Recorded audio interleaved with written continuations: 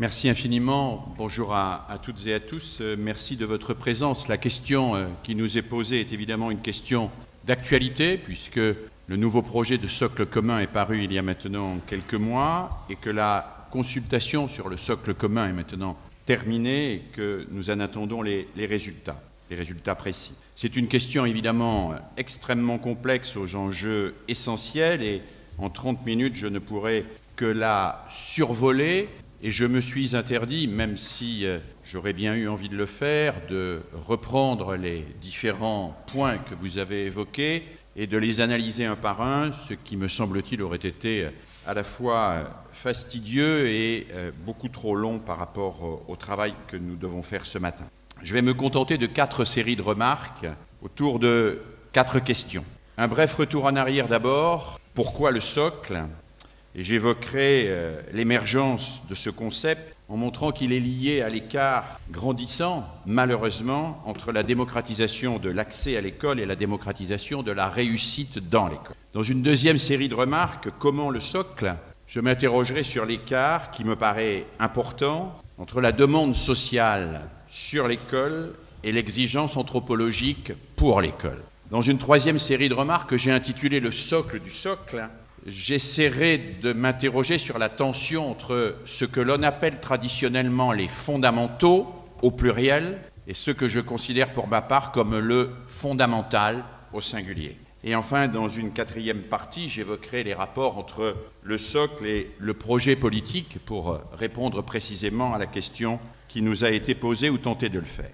Première série de remarques, c'est un bref retour en arrière. Antoine Pro l'a pointé il y a déjà près de 20 ans.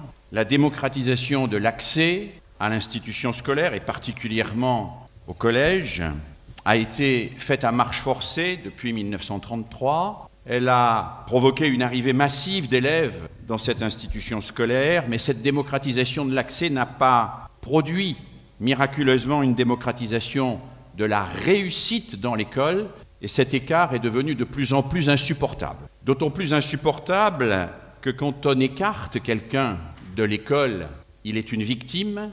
Quand on l'intègre et qu'il y échoue, il peut facilement devenir un coupable. Et qu'un des effets pervers de cette démocratisation de l'accès a été, en ouvrant les portes de l'école à un très grand nombre d'élèves, à l'immense majorité des élèves jusqu'à la fin de la 3e, à pouvoir naturaliser en quelque sorte leur échec en disant que puisqu'on leur avait ouvert la porte et qu'ils ne réussissaient pas, c'est parce qu'ils ne travaillent pas assez ou que leur famille ne les accompagne pas suffisamment. C'est bien contre cela que nos 2 collègues tout à l'heure se sont élevés, et c'est contre cela, je crois, qu'il faut lutter.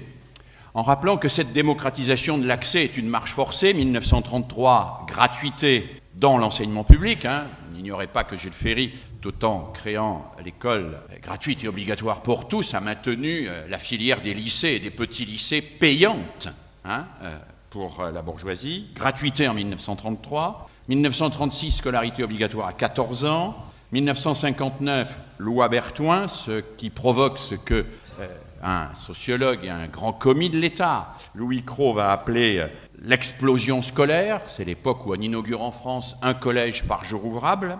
1963, réforme Fouché-Capel, CEG, CES. Et 1968, avant d'être l'année des événements que l'on sait, c'est la première année où tous les élèves sont en 3e, à quelques petites exceptions près.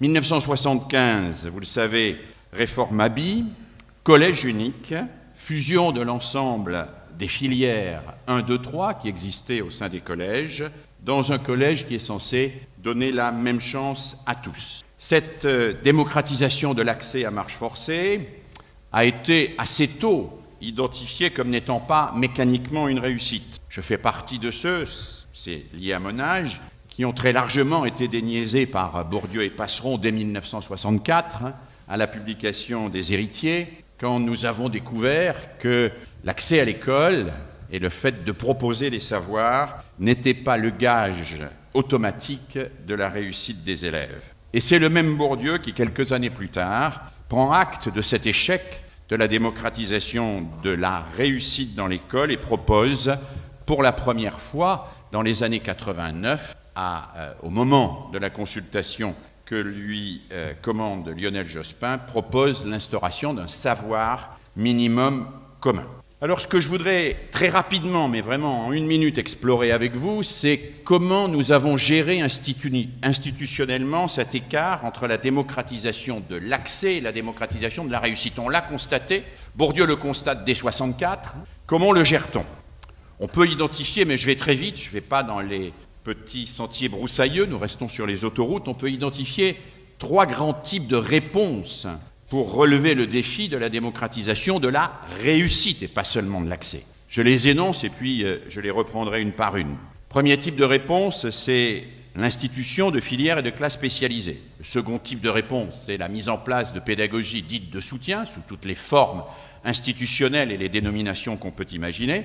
Et le troisième type de réponse, celui qui fait florès aujourd'hui, c'est le développement de ce qu'on appelle l'individualisation de l'enseignement. Filières et classes spécialisées, c'est pas nouveau, ça existait avant le collège unique. Le collège unique ne va pas les détruire complètement. Je fais partie de ceux aussi, privilèges de l'âge, qui ont mouillé la chemise dans les 4e et 3e technologiques, par exemple, en constatant qu'une partie des élèves ne réussissait pas au collège parce que la nature des programmes qui leur étaient enseignés n'était pas complètement compatible avec leur façon d'appréhender le monde. Et nous avons beaucoup travaillé pour mettre en place une pédagogie du projet technologique qui était censé réconcilier l'élève avec le savoir et lui permettre d'accéder même à une classe de seconde grâce à ces savoirs abstraits médiatisés par la fabrication d'un projet technologique. Ces 4e et 3e technologiques ont été l'occasion d'ailleurs d'une vraie stimulation pédagogique. Il y a eu un énorme travail, je pense aux travaux faits à l'époque par les ENNA, qui ont été d'ailleurs un peu passés à la trappe au moment de la création des IUFM, et c'est bien dommage, parce qu'il y avait là des choses extrêmement riches.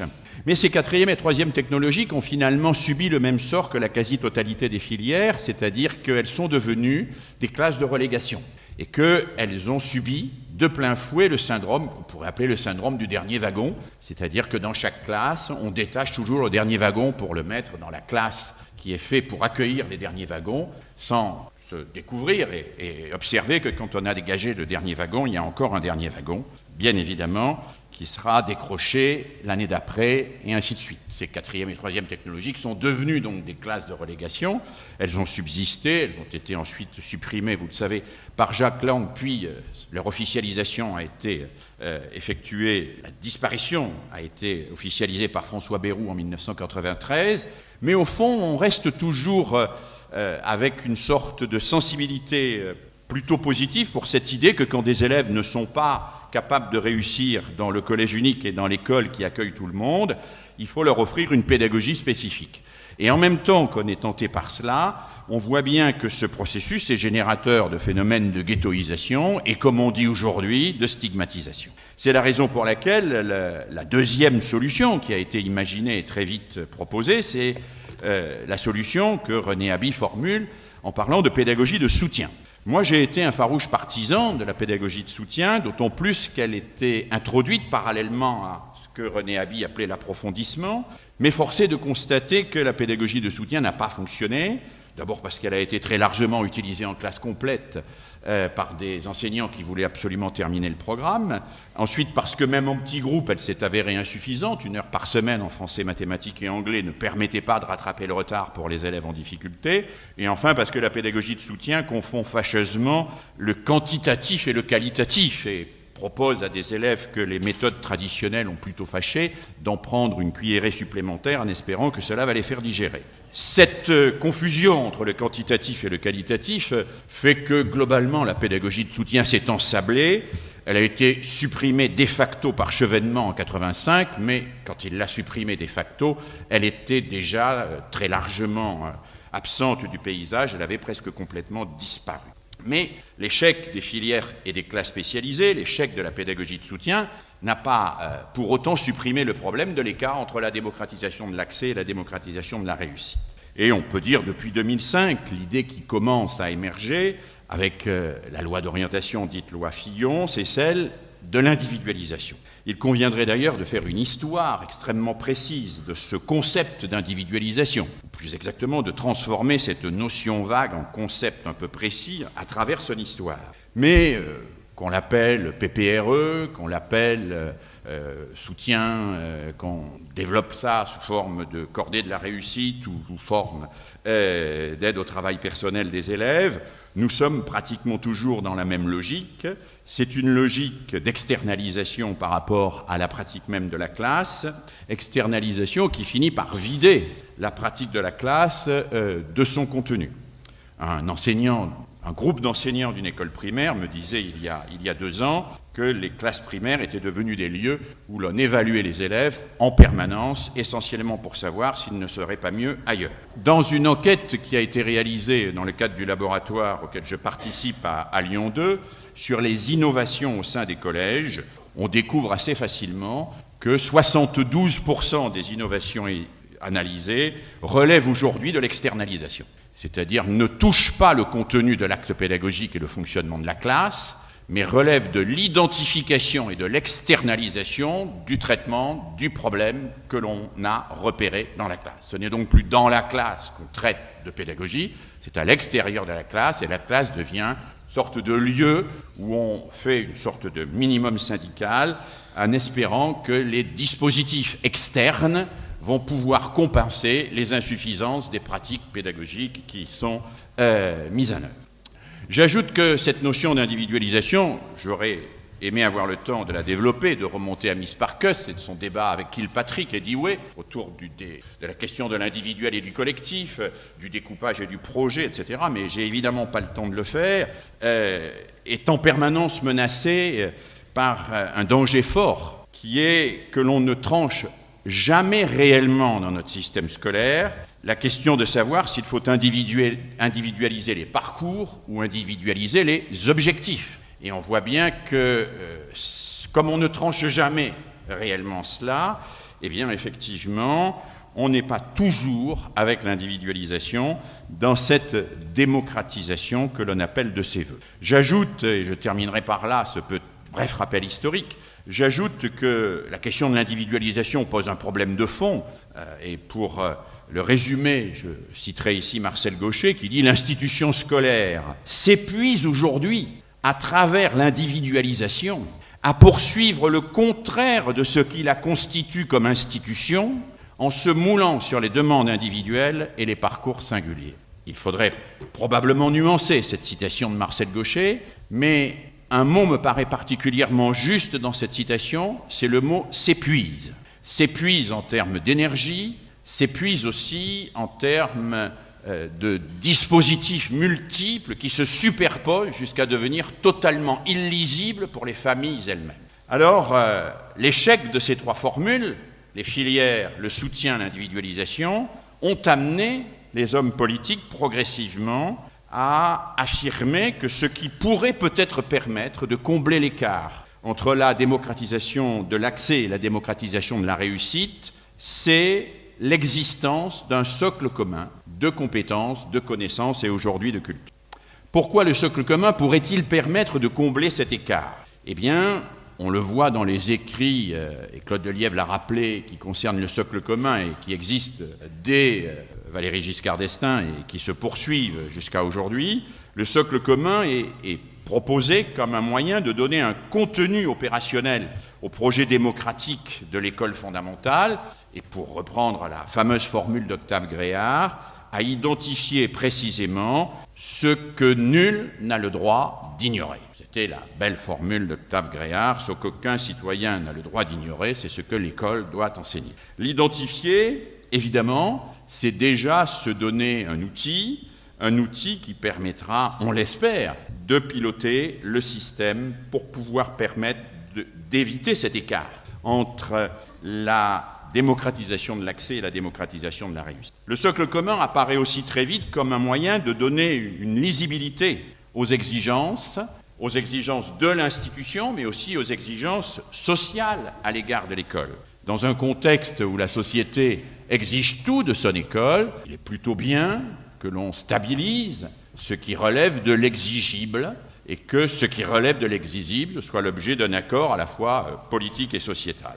Et puis, enfin, ce socle commun est pointé comme étant un outil de pilotage de l'action pédagogique permettant d'identifier les lacunes d'un certain nombre d'élèves et de proposer éventuellement, je n'ai pas le temps de revenir sur ce thème, mais je tais ce mot, mais il mériterait aussi d'être très largement commenté, ce qu'on appelle une remédiation. C'est ainsi qu'émerge le premier socle commun, celui de 2005. Mais très vite, on voit bien les limites du socle commun de 2005 et les questions qu'il pose. La première question qu'il pose, elle est institutionnelle, elle est la compatibilité d'un socle commun pour l'école fondamentale dans un système scolaire français où la coupure entre l'école et le collège est une coupure quasiment ontologique. Comment permettre précisément d'unifier ces deux segments de la scolarité obligatoire alors qu'ils sont construits sur des modèles radicalement différents et qu'en particulier, comme l'a très bien montré mon collègue François Dubé, le collège n'est pas construit comme un prolongement de l'école primaire dans la perspective d'une école fondamentale, mais comme une anticipation du lycée et donc une sélection prématurée pour permettre d'accéder au lycée et d'effectuer les triages nécessaires qui permettra au lycée de fonctionner. On a vu aussi que dès 2005, la notion de socle commun posait un problème dans sa compatibilité avec les programmes. Alors les enseignants ont essayé de jongler entre le socle et les programmes. Qu'est-ce qui fait loi, le socle ou les programmes? On voit bien que ça a été une vraie difficulté. On voit bien que la complexité de l'outil mis en place, le livret personnel de compétences, n'a pas particulièrement aidé à la mise en place du socle commun. Quand je dis sa complexité, je pourrais aussi dire une forme d'absurdité, égrener des compétences aussi différentes que savoir attacher une pièce jointe dans un mail avec savoir distinguer le niveau de lecture d'un texte et adopter la stratégie de lecture correspondante au niveau de complexité, et considérer qu'il s'agit là de compétences qu'on met à peu près sur le même plan et qu'on traite en termes de acquis, non acquis en voie d'acquisition, c'est pas fondamentalement, quelque chose susceptible de mobiliser les enseignants d'une manière positive et intelligente. En plus, dans ce socle de 2005, il y avait de très larges ambiguïtés théoriques, en particulier des ambiguïtés sur la notion même de compétence, sur la notion de connaissance. Et puis, il y avait des flottements épistémologiques assez lourds sur le statut du pédagogique. Je ne vais pas revenir ici, mais en particulier sur le rapport implicite entre la connaissance de l'élève et la remédiation pédagogique. On a laissé entendre d'une manière, à mon avis, un peu rapide et qui demanderait un vrai travail d'explicitation, qu'il suffisait de savoir ce que l'élève ne savait pas pour pouvoir lui proposer l'apprentissage correspondant, ce qui est loin d'être une hypothèse pédagogique validée par les travaux de recherche. Plus fondamentalement encore, et c'est là probablement le cœur de mon intervention, ce socle de 2005 a introduit une confusion, à mon avis extrêmement grave, entre, prenons une métaphore qui est celle de l'automobile, le tableau de bord et le moteur. Le socle peut être un tableau de bord, il ne peut pas être le moteur. Il peut être un tableau de bord au sens où il peut dire ce que la société, voire ce que le ministère, à travers les demandes sociales, les négociations, le travail de ses parlementaires, exige des enseignants. Il ne peut pas être le moteur des apprentissages. Et ce que les enseignants ont découvert dans les années 2005-2010, c'est que les compétences, ça n'est pas mobilisateur de l'intérêt des élèves. Je partage totalement l'analyse qu'a faite Roland Gouagou tout à l'heure sur la motivation. Un des grands problèmes de l'institution scolaire quand on parle de la motivation, mais pas seulement, quand on parle de l'attention ou de toute une autre série de questions, c'est la confusion permanente entre l'objectif et le préalable. L'école est particulièrement forte pour transformer les objectifs en préalables. La motivation n'est pas un préalable de l'apprentissage. Ça n'est pas un préalable dans l'école, c'est un objectif de l'école. Si on fait de la motivation un préalable à l'apprentissage, il est bien évident qu'on fait de l'école un outil de sélection. On inscrit, non pas comme Platon, au fronton de l'académie, nul n'entre ici s'il n'est pas déjà éduqué, s'il n'est pas déjà géomètre, on inscrit nul n'entre ici s'il n'est pas déjà éduqué et bien éduqué de préférence. Et on va faire la même chose pour l'attention. Nul n'entre ici s'il n'est pas déjà attentif, nul n'entre ici s'il ne sait pas déjà communiquer sereinement et sans violence avec son voisin, et ainsi de suite. Alors, si on met tout ça au fronton de l'école, il est bien évidemment qu'il y aura plus grand monde dans l'école et que ceux qui seront dans l'école seront bien entre eux. Mais on voit bien qu'il y a eu là, autour de la motivation, une impasse qui a été faite. Les enseignants, et je me suis intéressés aux réponses sur Internet des enseignants consultés sur le socle, disent très bien « Le socle m'a aidé à structurer mes cours, à construire ma progression, mais en aucun cas à imaginer des activités susceptibles de mobiliser les élèves. » J'ai retenu cette réponse d'un professeur de Clermont-Ferrand, ça n'est pas un clin d'œil à Roland Guagou, qui disait « On enseigne le socle, mais on ne l'enseigne pas avec le socle. Il faut bien des activités mobilisatrices susceptibles de permettre aux élèves de se mobiliser sur ces apprentissages. Et ce n'est pas l'énoncé des compétences qui va mobiliser les élèves, c'est bien ces activités que nous pourrons imaginer et construire. » Alors la nouvelle mouture du socle, celle qui est aujourd'hui en débat et qui a été évoquée par mon collègue, lève un certain nombre de problèmes qui étaient présents dans le socle de 2005. D'abord, connaissances et compétences ne s'opposent plus et contribuent ensemble à la construction d'une culture. Le socle devient non pas quelque chose qui est à côté des programmes, mais la matrice même des programmes, ce qui, à bien des égards, est beaucoup plus cohérent. Le socle s'émancipe du cloisonnement disciplinaire, mais sans abandonner la référence aux épistémologies de référence et aux épistémologies disciplinaires. Et le socle affirme très clairement la nécessité, je cite, pour les enseignants, de planifier et choisir de la façon la plus pertinente de parvenir aux objectifs du socle, en combinant les démarches qui mobilisent les élèves et centrent leurs activités et les démarches de la classe qui doivent être engagées sur des enjeux intellectuels riches de sens et de progrès. Le socle même, dans sa mouture aujourd'hui donnée, ouverte au débat, propose, à côté des intitulés, ce qui s'intitule des champs d'activité. Alors on peut regarder d'une manière un peu précise ce que sont ces champs d'activité.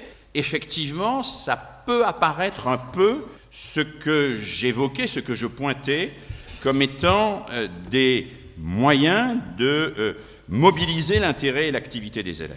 Mais en réalité, quand je lis ce texte, je le trouve beaucoup plus riche, beaucoup plus ambitieux, beaucoup plus intéressant que le socle de 2005, mais en même temps, je trouve qu'il confond quand même encore très largement ce qui relève de ce que j'appellerais la demande sociale, et c'est la troisième série de remarques que je voudrais faire, de ce qui relève de l'exigence anthropologique. Qu'il y ait une demande sociale qui impose à l'école une forme d'obligation de résultat, ça se discute. Qu'on en oublie pour autant qu'apprendre n'est pas une activité mécanique, qu'elle relève d'un engagement d'un sujet, et que cet engagement du sujet ne se déclenche pas comme on déclenche le décollage d'une fusée à Cap Canaveral en appuyant sur un bouton, mais que cet engagement suppose une situation pédagogique mobilisatrice, cela me paraît préoccupant. C'est Alain Touraine qui dit que, constatant l'échec de la pédagogie durkheimienne, il n'y a plus aujourd'hui d'adéquation spontanée entre l'institution et les personnes, entre les aspirations des élèves et les exigences de la société vis-à-vis de son école. Et oui, il n'y a plus d'adéquation entre les aspirations des élèves et les exigences de la société vis-à-vis de son école. Ce qui veut dire que si cette adéquation n'est plus là, il y a quelqu'un qui doit permettre néanmoins la rencontre entre l'un et l'autre. Et cette rencontre entre les aspirations des élèves et les exigences de la société vis-à-vis de son école, c'est le travail de l'enseignant. Marcel Gaucher dit des choses aussi particulièrement importantes à mes yeux quand il observe ce qu'il appelle la grande mutation anthropologique de la moitié du XXe siècle sur le rapport du corps et de l'esprit. Il dit en particulier que jadis on souffrait par le corps et on était racheté par l'esprit. Aujourd'hui, le lieu de la jouissance, c'est le corps, et l'esprit est devenu pour beaucoup d'élèves l'occasion de la souffrance. Ce qui traduit en termes plus accessibles à nos élèves de 6e veut dire on ne voit pas pourquoi on se prendrait la tête alors que c'est bien plus facile de prendre son pied. Et que c'est plus agréable, évidemment, et plus sympathique. La question est donc bien aujourd'hui, non pas simplement de définir les exigences d'une société à l'égard de son école, mais aussi de s'interroger sur les moyens qui permettent à cette école d'atteindre ces exigences. Cela renvoie à une théorie de l'apprentissage. Cela renvoie en particulier à une réflexion sur ce qui est vraiment capable de mobiliser les élèves, c'est-à-dire à la question du désir d'apprendre. Et je fais l'hypothèse, mais je ne fais que l'ébaucher avec vous, que ce qui est capable de mobiliser le désir d'apprendre, c'est la rencontre de l'œuvre. C'est la rencontre de l'œuvre et la double rencontre de l'œuvre. La rencontre de l'œuvre que l'on étudie et la rencontre de l'œuvre que l'on fait.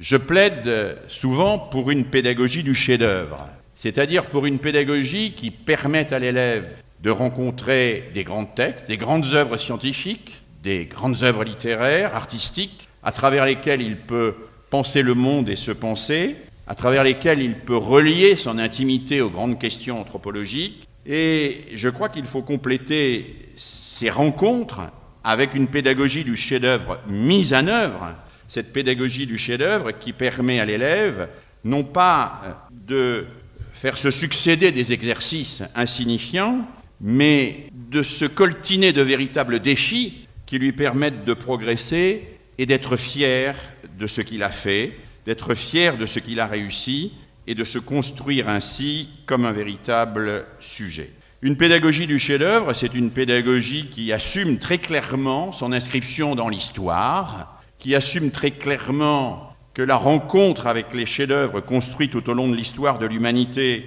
est quelque chose d'indispensable pour chacun de nos élèves, mais qui affirme aussi que cette rencontre doit donner lieu, permettre à chaque élève de créer, d'organiser, de mettre en place un chef-d'œuvre à travers des créations qui pourraient peut-être remplacer les formes traditionnelles de l'évaluation telles qu'elles restent en vigueur en France. Je lis partout que le socle représente un progrès inimaginable parce qu'il n'y a pas compensation entre les différents domaines. Heureusement qu'il n'y a pas compensation entre les différents domaines. Il faudrait que ceux-là même qui disent cela aillent jusqu'au bout et disent comment se fait-il qu'en France, par exemple, il y a un examen, le baccalauréat pour ne pas le nommer, où un 13 en physique peut rattraper un 7 en français et vice-versa. Y a-t-il une personne qui, avec un peu de bon sens, peut défendre un point de vue pareil? Personne ne peut défendre un point de vue pareil. Personne. La seule vision cohérente que l'on pourrait avoir de l'évaluation, c'est bien celle qui consiste, et que Célestin Freinet avait par exemple promu à travers sa théorie des brevets, qui consiste à faire ses preuves sur un certain nombre d'enjeux dont la combinaison constitue la validation d'un niveau possible. Et cela me semble évidemment tout à fait central dans l'évolution, et je m'arrête dans une minute, dans l'évolution du système scolaire. Alors oui, il faudra probablement, et j'en viens à une quatrième série de remarques, il faudra probablement un socle. Il faudra que ce socle soit un tableau de bord qui soit lisible, clair, avec des exigences partagées et partageables, partageables et partagées, mais pas pour autant écarter tout le travail qui doit se faire avec les élèves pour les mobiliser sur des tâches et pour leur permettre de s'y engager et d'y trouver du plaisir, de la jouissance, de la jubilation, comme cela a été évoqué tout à l'heure. Alors repenser les contenus, c'est donc à la fois identifier les compétences, mais les compétences, on les observe à travers des tâches. Quelle est la nature de ces tâches? Il y a, je crois, aujourd'hui, dans le socle qui nous est présenté, un déficit dans ce domaine, et je crains que l'on en revienne finalement à enseigner le socle par le socle, c'est-à-dire à enseigner le socle sans prendre la peine de se demander ce qui peut mobiliser comme tâche pour permettre d'accéder aux compétences du socle. Alors, quatrième série de remarques, quel est le projet politique qui peut être à l'origine du socle et qui peut être porteur du socle? Quand Olivier Reboul, le regretté philosophe de l'éducation tout à fait exceptionnel, se demandait qu'est-ce qui vaut la peine d'être enseigné, il répondait ce qui libère et ce qui unit. Ce qui libère du narcissisme initial, de l'égocentrisme enfantin, du fantasme de la toute-puissance, ce qui libère des préjugés, ce qui libère des certitudes claniques, ce qui libère de la suffisance, ce qui donne du pouvoir sur soi. Et ce qui unit, parce que cela désintrigue progressivement le savoir et le croire, permet d'accéder à l'exigence de vérité, permet de partager des questions et relie ce que chacun a de plus intime à ce que chacun a de plus universel. Je souhaiterais pour ma part que le socle, qui est aujourd'hui une sorte d'objet intermédiaire, soit plus arrimé en amont à un véritable projet politique sur ce qui libère et ce qui unit, et soit prolongé en aval par des propositions pédagogiques plus nettes sur la nature des activités qui sont susceptibles de réellement mobiliser aujourd'hui les élèves. Je conclus très vite en ayant le sentiment d'avoir été tout à fait superficiel, mais le temps nous impose un exercice draconien. Il y a eu, et je saluais tout à l'heure nos collègues de SOS Éducation dans la salle, des débats épiques il y a quelques années entre pédagogues et antipédagogues. On parlait même de débats entre pédagogues et républicains, comme si les pédagogues n'étaient pas des républicains, comme si on ne pouvait pas être républicain et pédagogue. Je ne suis pas sûr que ces débats soient aujourd'hui d'actualité. En revanche, j'ai trouvé récemment une distinction qui me paraît clarifier considérablement les choses et le débat sur l'éducation aujourd'hui. C'est une distinction effectuée par un collègue américain, Labarré, qui est rapportée dans un ouvrage paru en 2006 et qui étudie l'évolution des discours et des pratiques pédagogiques aux États-Unis de 1970 à 2000. Labarré distingue, et cette distinction me paraît d'une pertinence tout à fait remarquable, le progressisme administratif et le progressisme pédagogique. Que met-il dans le progressisme administratif ? Il met un mélange de psychologie behavioriste et de théorie du management. Il met une fascination par l'approche scientiste et quantitativiste. Il met un éloge du pilotage par les résultats. Il met une priorité absolue aux compétences sans souci particulier pour les contenus d'apprentissage. Et que met-il dans le progressisme pédagogique ? Il dit que celui-ci, dès lors qu'il est dégagé du romantisme libertaire et qu'il s'intéresse réellement au rapport du sujet et de la culture, et qu'il fait du rapport du sujet et de la culture le cœur, précisément, de son engagement, il est capable de mettre en place des situations d'apprentissage et à partir de là, de permettre à chaque individu à la fois de rencontrer la culture dans ce qu'elle a de plus exigeant et de prolonger cette culture dans ce qu'elle aura à la fois de plus personnel et de plus intime. Alors, je voudrais rapidement conclure en disant que... Bon, je conclus la conclusion. Allez, je conclus la conclusion. En disant que, au fond, pas plus que les compétences ne mobilisaient les élèves, le progressisme administratif aujourd'hui ne mobilise les enseignants. Je pense même qu'ils en ont un peu assez d'être gérés par des tableaux Excel et d'être assujettis en permanence à une obligation de résultat qui n'a pas grand sens dans leur métier. Or, je crois qu'il faut aujourd'hui mobiliser les enseignants parce que je crois que l'institution scolaire vit une phase de dépression, à la fois au sens météorologique et au sens psychologique. Alors en tant qu'universitaire et enseignant-chercheur attaché à la rigueur scientifique, je suis évidemment très soucieux de précision, de justesse, je suis soucieux d'une quête de la vérité, mais si faire la vérité est nécessaire, permettez, mesdames et messieurs, à quelqu'un qui est à 13 jours exactement de sa retraite universitaire, d'affirmer que donner de l'espoir, communiquer de l'enthousiasme, susciter la passion d'enseigner et le désir d'apprendre, ça n'est pas pour autant méprisable. Merci de votre attention.